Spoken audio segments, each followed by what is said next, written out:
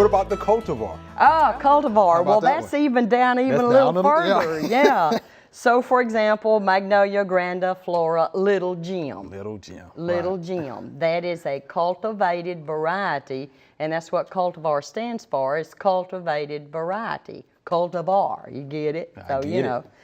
But that's, and it's usually written with single quotes around it. So you would go Magnolia grandiflora, single quote, Little Jim. That means that's the cultivar, Little Jim. And then you would have, what's another one? There's a green giant. Yeah. Sure And is. Goliath. yeah.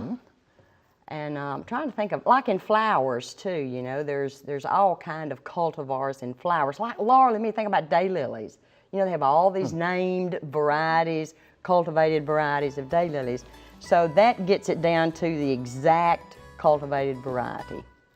Thanks for watching the video. We hope you enjoyed. To subscribe, click below.